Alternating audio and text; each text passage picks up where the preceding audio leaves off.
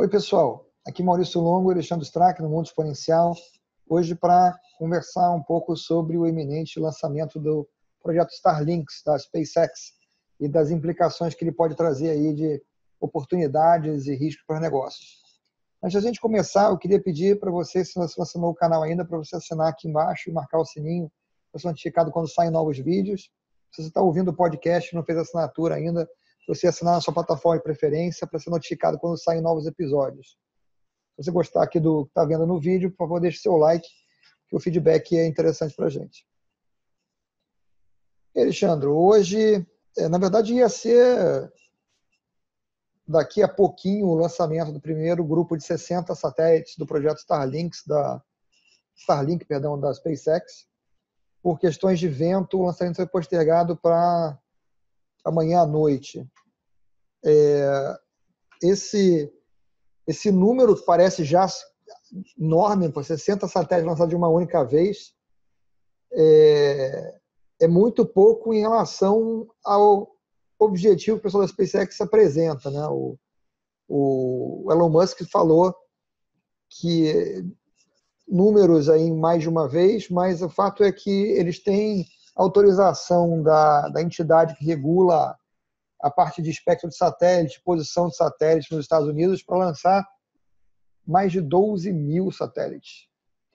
Para a gente ter uma noção do que é isso, hoje em órbita do mundo inteiro, de todos os países, todas as empresas, existem 2.300 e poucos satélites operacionais. Então eles estão pretendendo lançar 6 vezes mais satélites próprios do que existe do mundo inteiro em órbita hoje. É uma coisa bizarra de grande, e aí você se pergunta para quê? Para ofertar serviço de acesso à internet barato por todo o globo. E aí, quando a gente pensa nisso, as implicações são enormes, porque existem países onde a infraestrutura é praticamente inexistente, existem áreas em países onde existe infraestrutura, mas existem áreas de países que não são atendidas, por exemplo, onde você tem mais floresta, onde você tem área de campo muito grande, com pasto, plantações, etc., onde não há serviço de celular, não há acesso à internet, e qualquer coleta de dados tem que ser feita por sensores locais, com coleta manual, com deslocamento, às vezes de distâncias grandes, regularmente para coletar essas informações. Então, o potencial de transformação é muito grande, né? E com uma velocidade muito maior do que hoje se tem para usar qualquer tipo de satélite, né? Porque por questão os da órbita. tempos... Oi? Por questão da órbita, você fala. Exatamente. Porque como vai estar em órbita baixa, né? Ou seja, hoje normalmente os satélites estão a que altitude? 36 mil quilômetros. Satélite de comunicação geralmente é geoestacionário. E esses estarão 500 e a pouco, 500, né? 500 e poucos quilômetros.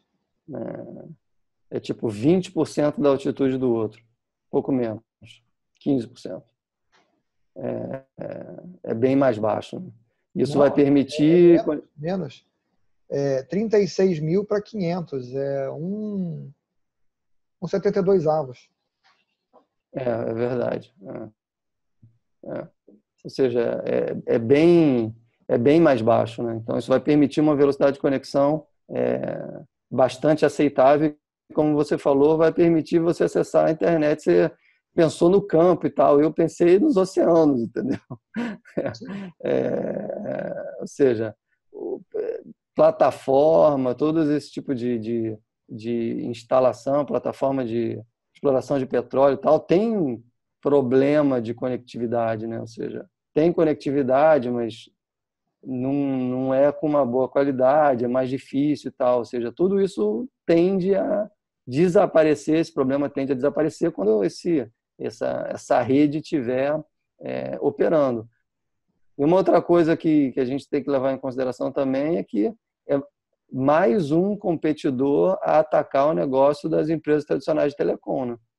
Porque, obviamente, locais onde as empresas de telecom não chegaram, ou se elas não colocarem satélites também para ofertar algo similar, o que colocar satélite não é uma tarefa que qualquer um decide fazer e tem dezenas ou centenas de pessoas que pode colocar o satélite lá, né? Porque são poucas as companhias que fazem lançamentos de foguete para levar o satélite para a órbita, né? Uma delas é a SpaceX.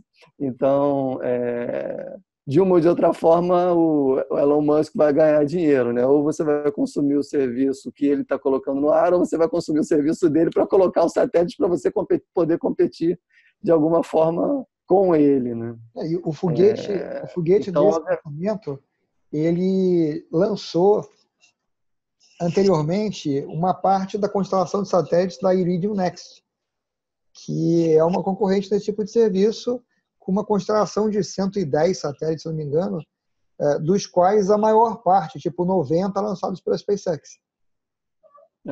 Então, estamos falando de 100 e alguma coisa satélites, não de 12 mil. Né? Então, ele é um ínfimo concorrente, mas tudo bem, é um concorrente. Hoje, obviamente, ele é maior, porque ele já tem 100 e alguma coisa. E ele está em órbita mais alta, então ele vai ter um tempo, né, de latência maior, mas, ao mesmo tempo, por ele estar mais alto, cada satélite tem uma área de cobertura maior também. Então, para oferecer o serviço dele, ele precisa de menos satélite, mas o serviço tem uma latência bem mais alta, porque o satélite está bem mais alto. O número de oportunidades que isso vai abrir é gigantesco, né? Realmente, ou seja, não só de acesso aos serviços que já existem, né, que obviamente terão uma explosão de novos usuários, dado que tem locais onde a internet é absolutamente inexistente, passará a ser existente, fora a possibilidade de cobertura para vários serviços que dependem da internet. Também vão passar a não ter áreas cegas, né? Porque isso é comum, por exemplo, quando você tem algum tipo de serviço que depende da internet para, por exemplo, fazer um tracking de caminhão, por exemplo, tem determinadas áreas que são cegas, né? Ou seja, se você depende da conectividade de internet para fazer o tracking, vai entrar num determinado ponto, você sabe que o caminhão passou naquele ponto ali, você vai ter que esperar de novo ele passar por um ponto onde a internet é visível. Por isso as pessoas ou as empresas, na verdade, usam serviços satelitais para acabar com esse problema. Mas aí, de novo, é mais caro, mais limitado e você tem acesso único e exclusivamente ao serviço que você contratou. Aqui estamos falando da internet de amplo acesso, para poder acessar qualquer tipo de coisa que você queira, sem contar a possibilidade de não ter mais as barreiras que alguns tipos de governo impedem ou impõem para você acessar algum tipo de serviço ou A aplicativo. China vem logo à mente, né, cara? Porque até hoje, se não me engano, eu vi a notícia de que essa semana a China barrou acesso à Wikipedia. Então, essa semana a Wikipedia inteira deixou de ser acessível da China. E você pode tornar ilegal no seu país o cara apontar para aquele satélite, mas que você não tem como impedir ele de fazer, não tem. Só se você for prender ele quando ele fizer. E vai ser difícil você identificar o que ele está fazendo também, né? Também. Porque, na verdade, você tem um computador ligado, você vai ter que ir ali verificar que ele está acessando alguma coisa que não pode, né? Vai ser fácil porque, supostamente, o cara vai acessar o que não pode e vai fazer uso dessa informação para tirar algum benefício. E aí, quando ele fizer o uso da informação para tirar o benefício, vai se saber que ele acessou algo que não deveria ou que normalmente não estaria acessível pelos meios, digamos, legais. Mas, no geral, vamos dizer assim, esses países, o objetivo dessa restrição é impedir que a população deles tenha acesso a determinadas informações sobre o que acontece no resto do mundo, né? É curioso.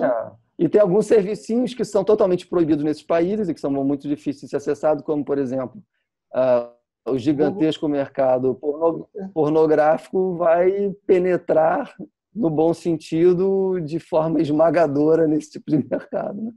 Não, assim, todas as grandes redes sociais, por exemplo, são proibidas, né, nesses países, bloqueadas. É, Eu já tive na China, você não tem acesso a Facebook, não tem acesso a Twitter, você não tem acesso a YouTube, você não tem acesso a nada dessas coisas quando você está na China. você tem acesso aos chineses deles, né? Sim, há versões locais dessas coisas, quer dizer, cópias locais dessas coisas, né? E, bom, e aí tem várias implicações, mas não, acho que não vem ao nosso caso aqui, que a gente não está fazendo um vídeo de comentário político, então vamos focar nas implicações de negócio, né? Mas, além disso, ou seja, a questão de acesso, isso também vai liberar um potencial empreendedor digital grotesco, né, cara? Porque, obviamente, que essas pessoas que estão, digamos, impedidas de terem acesso à internet, a partir do momento que elas passam a ter esse acesso, muitas das ideias que elas têm para resolver seus problemas locais passarão a ser viáveis quando esse tipo de conectividade estiver acessível, né? Então, o boom empreendedor que isso vai gerar, seja para negócios pequenos ou até, sei lá, negócios gigantescos, é muito grande, né? Ou seja, a gente vê que o fato da internet ter hoje, nas grandes cidades, penetrado em comunidades mais carentes, liberou o potencial de uso dessas pessoas e de criação de negócios dentro daquela comunidade que antes não existiam. E a gente vê... Você tem vários exemplos naquele livro Industries of the Future sobre como na África tem países onde a tecnologia de celular penetrou no país, que não tinha telefone fixo e não tinha internet por cabo, e nesses países se desenvolveu, né, todo um conjunto um ecossistema financeiro, bancário, tudo em torno da internet móvel mesmo, né? Então, isso abre até porque a gente tende a imaginar que digamos assim, que todo mundo que tiver exposto à tecnologia vai ter ideias muito parecidas, né? Ou seja, a gente tende a imaginar que você consegue construir um outro Silicon Valley, por exemplo, na África, e aí o que vai surgir dali é alguma coisa muito parecido ao que é o Silicon Valley nos Estados Unidos. E a realidade prova que, na verdade, essa área que você constrói na África, ela vai criar outros tipos de soluções completamente diferentes que não tem absolutamente nada a ver com o que é criado normalmente no Silicon Valley na Califórnia. E não é porque a tecnologia ou o que está, digamos, sendo disponibilizado lá não seja a mesma. É porque os caras têm problemas que são de ordens que a gente nem imagina, né? Por exemplo, na Índia existe um problema gravíssimo de identificação civil, né, cara? Ou seja, até hoje existe esse problema. Só que é um problema que para nós, ou seja, tão distante, ou seja, uma coisa que a gente não tem, a gente não enfrenta esse problema, a gente tem identificação civil do país inteiro, a gente não sabe o que é isso, né? Ou seja, a gente não sabe o que é você não saber quem é aquele cara de verdade, você não ter nenhum código, nenhum tipo de identificação, se aquela pessoa tem aquele nome, se aquela pessoa é uma pessoa válida, é uma pessoa que o país conhece a existência dela, né? Ou se ele inventou o nome meia hora atrás. Exatamente. Então, é uma coisa impensável, só que é um país de mais de 800 milhões de pessoas. É um super problema. Mais de 1 bilhão já. Então, não é um pequeno probleminha, é um super problemão, né? E isso deixa muitas pessoas absolutamente aquém de vários serviços, né? Por exemplo, serviço bancário, como é que você vai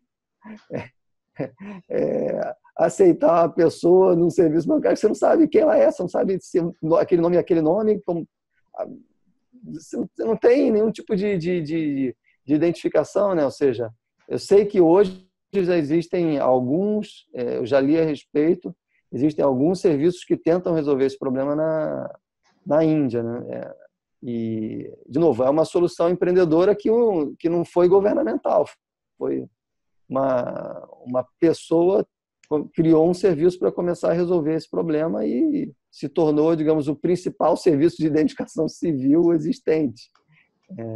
Eu tenho dificuldade de entender como é que o governo faz censo sem conseguir saber que aquelas pessoas existem de fato, né? Ou seja, é uma dificuldade significativa. A partir do momento que você tem acesso à conectividade de internet, de novo, essas pessoas vão ter soluções que antes são absolutamente impossíveis e daí vão surgir muitas ideias inovadoras. Não sei se você já leu a respeito, tem um lugar aqui perto da gente, não sei se é na Colômbia, agora não sei se é na Colômbia ou na Bolívia, no interior de um desses dois países não tem internet, né?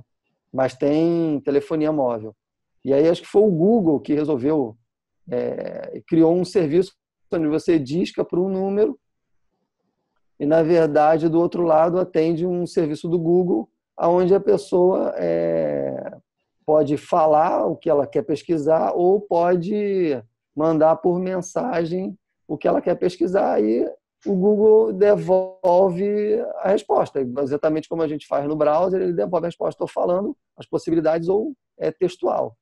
Cara, o número de soluções que nasceram naquela comunidade simplesmente porque eles passaram a ter acesso ao serviço de busca do Google pelo telefone celular é gigante. A reportagem mostra o número de oportunidades que isso trouxe. Você tem, não estamos falando de conectar pela internet. Você tem muitas possibilidades que as pessoas às vezes nem imaginam. E às vezes as pessoas se negam a imaginar porque elas acreditam que essas coisas que a gente está falando são ficção científica e que não vão acontecer tão cedo. Mas eu posso falar até, cara, que eu que acompanho esse negócio, eu fiquei um pouco surpreso quando, a coisa de uma semana atrás, eu vi a notícia de que a SpaceX ia lançar esse primeiro conjunto de 60 satélites agora.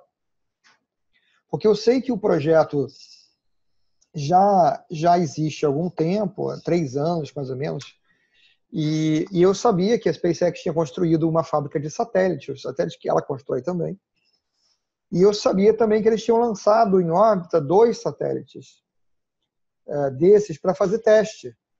Então, numa dessas missões deles, que eles lançaram satélites dos outros, eles lançaram 2 deles para fazer testes. O que eu não sabia é que eles já estavam produzindo em escala os satélites, né? Em quantidade de dezenas de satélites e que já estavam na configuração final do satélite pronto para o lançamento. O Elon Musk, como aconteceu quando ele lançou o foguete, aquele triplo, né? Ele já postou que é esperado que várias coisas deem errado com esse lançamento dos satélites, tal, que é o primeiro, né? São 60 satélites. Uhum. Mas é o primeiro que ele precisa de 6 lançamentos para oferecer uma cobertura básica e 12 para começar para chegar numa cobertura intermediária, vamos dizer assim, que ele falou. Então, 12 vezes 60, a gente está falando de 720 satélites para essa fase. Cara, só isso já é um número assim bizarro. E 12 lançamentos, há 3 anos atrás, era o recorde mundial de lançamentos em um ano e era detido pela Rússia.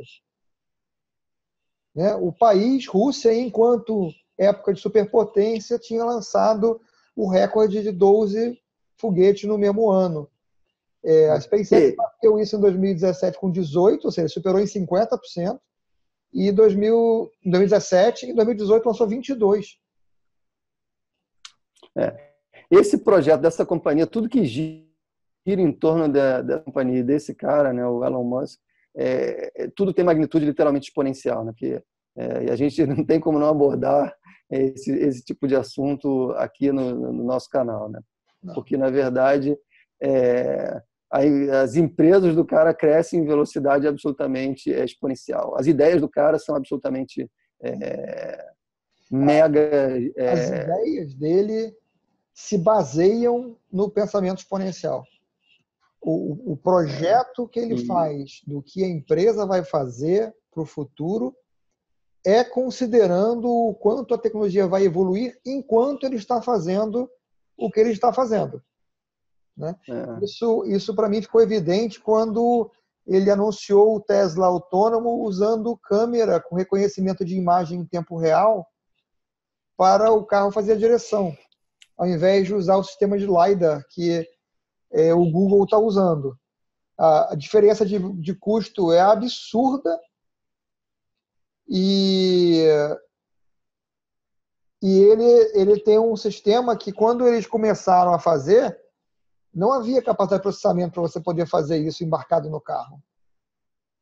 Isso que você acabou de falar é bem interessante, né? Porque enquanto a gente está falando de uma empresa onde tem um empreendedor, um visionário, literalmente, que consegue trabalhar o tempo todo com pensamento exponencial, a gente vê outras companhias onde, apesar de as informações estarem disponíveis e você poder acompanhar essa evolução, elas parecem que não de forma nenhuma tendem a se beneficiar daquilo que o mundo real tem provado ser algo que acontece diariamente já, ou seja, empresas que oferecem soluções, digamos, para mercados onde hoje não existe essa conectividade, ainda que todas essas informações desse projeto estejam amplamente divulgadas pela internet, sabendo que o problema de conectividade no futuro estará sendo resolvido, ainda assim, muitas empresas não se beneficiam de criar soluções que possam usar desse recurso no futuro. Exatamente. Elas se negam a acreditar que esse projeto dará certo e, portanto, não precisam se preparar para isso de forma nenhuma. Essas pessoas, eu já conversei com diversos grupos assim, elas literalmente acham que isso que a gente está falando aqui é ficção científica e que isso não vai acontecer nos próximos anos, está muito distante. E eu vou dar um outro exemplo, e aí fica a dica para o pessoal, quem quiser pesquisar no YouTube Boston Dynamics e Atlas, que é o robô em forma humanoide da Boston Dynamics. Eu ouvi um comentário hoje de uma pessoa que me falou assim, mas para isso vai precisar de um ser humano, para fazer a amarração do navio no porto, vai precisar de um ser humano. E aí eu puxei o telefone, fiz a busca Boston Dynamics, Atlas, e mostrei o robô em forma humanoide correndo no campo, depois saltando por cima de caixas, etc., de uma perna na outra, tal, muito mais ágil do que eu ou você para fazer aquilo. Então, hoje, né? Imagina o robô daqui a 5 anos, se ele não vai poder fazer a amarração do navio ali no cais. Lógico que vai. Vai fazer, ainda vai amarrar a pessoa junto, se entrar no caminho. É impressionante, né? Ou seja, digamos assim, a reação de negação das pessoas diante do que tem se tornado realidade, por mais que se mostre, né? Ou seja, assim como o ser humano normal, digamos, pessoa normal, já reage achando, não, mas não vai acontecer o que já está acontecendo, as pessoas que têm o poder de tomar a decisão e dar as direções e criar as estratégias dos seus negócios, agem com esse mesmo tipo de mindset de negação, né? Sabendo que, digamos assim, não há mais explicação aceitável para que essas pessoas continuem acreditando que o seu negócio não será afetado por alguma tecnologia que ou já existe ou está a caminho, né? Algumas pessoas negação, fato, a pessoa é exposta às informações, mas não consegue processar, e outros, como é o caso com quem a pessoa que eu estava conversando hoje, não tem essa exposição. Né? Não tem essa exposição. Então, não é negação pelo fato de que não tem a informação, Mas o curioso é o grupo que você está falando, que você conversa com a pessoa tem a informação, porque a pessoa, através de publicação aqui ali, acompanha o que está acontecendo, mas não consegue fazer a relação daquela tecnologia, daquele evento com o mundo em que ela vive. Hoje vamos dar um exemplo prático para as pessoas entenderem. Hoje nós tivemos um evento aqui no Rio de Janeiro, voltado para a área de recursos humanos, e assistimos uma palestra onde se falava de recursos humanos com inteligência artificial. Um dos exemplos que foi mostrado lá era uma solução que lê currículos e consegue, a partir de um currículo, criar o seu perfil, ou seja, identificando que tipo de áreas é a área mais apropriada para você, simplesmente interpretando o seu currículo, mas consegue criar o seu perfil, como é que chama? Cognitivo. Ou seja, isso daí a partir da interpretação e leitura de um currículo, de um CV. Ou seja, as pessoas que estavam ali assistindo a mesma palestra que nós viram o software funcionando rapidamente durante a apresentação, e na hora das perguntas, uma das pessoas que fez perguntas falou: isso daí ainda parece ficção científica. O cara acabou de assistir, não era um slide, uma coisa parada, ou seja, ele acabou de ver uma filmagem mostrando o software funcionando, interpretando vários currículos e dando os perfis, e ainda assim a pessoa fala: não, mas isso ainda é uma questão de ficção científica e, sei lá, e ainda talvez não faça sentido para o mundo dos negócios reais.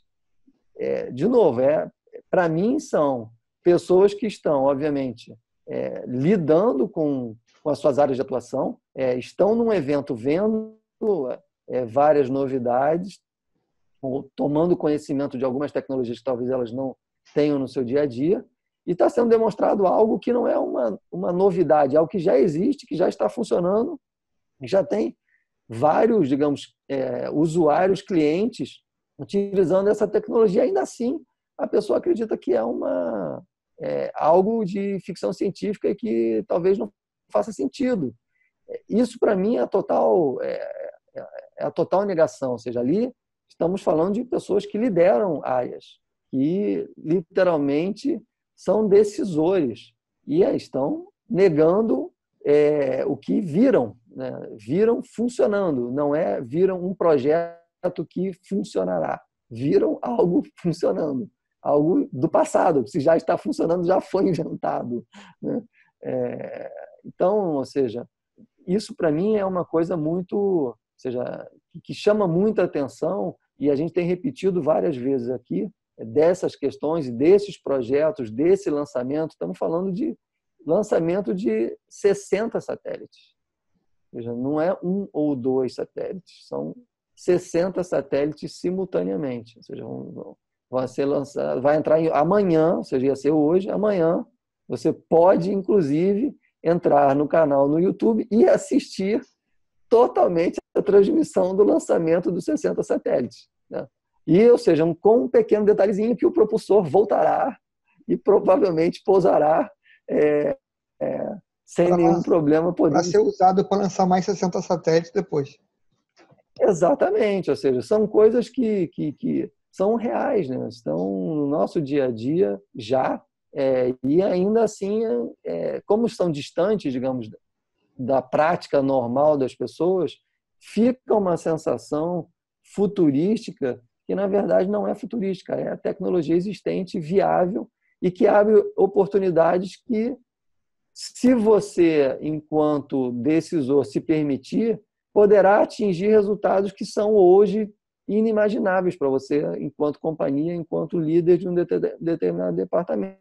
Agora, se você continuar com a mentalidade limitante de acreditar que essa tecnologia futurística ela é impossível, realmente você vai ficando para trás, porque outros que estão chegando e que tiverem a coragem de começar a lidar com essas tecnologias, imaginando novas formas de resolver os seus problemas vão deixar você para trás, né? Inevitavelmente isso vai acontecer. Assim como outras empresas, voltando ao assunto que a gente está falando agora, várias outras empresas poderiam ter encarado esse projeto que a SpaceX está encarando. Por que elas não encararam? Talvez pela dificuldade ou pelo custo de colocar satélite em órbita. Ok, digamos assim, um racional bastante interessante. Só que se essas empresas tiveram a ideia de fazer esse projeto e estivessem acompanhando o que está acontecendo com a SpaceX, elas estariam percebendo que o custo de colocar satélites em órbita vem caindo, dado que, a partir do momento que os propulsores passaram a ser reaproveitáveis, o custo de lançamento decaiu gigantescamente e vai continuar decaindo. Então, elas poderiam estar se lançando nesse projeto. Ainda assim, você não vê várias empresas propondo esse tipo de solução. Então, o visionário, mais uma vez, fala, vou resolver um problema que precisa ser resolvido e que alguém terá que resolvê-lo. Eu vou encarar esse desafio e estar fazendo. E isso vai abrir oportunidades enormes. São tão grandes que são até difíceis da gente conseguir imaginar todas as possibilidades que isso traz. Porque o número de pessoas que hoje não conseguem acessar a internet é enorme. É gigantesco. Bom, eu acho que, de forma geral, a gente cobriu tudo que a gente precisava cobrir em torno das possibilidades. Assim, as possibilidades são infinitas, mas a gente exemplificou diversas aqui. E a ideia hoje era trazer a informação de que isso está saindo do papel e está indo para o espaço, literalmente, essa semana.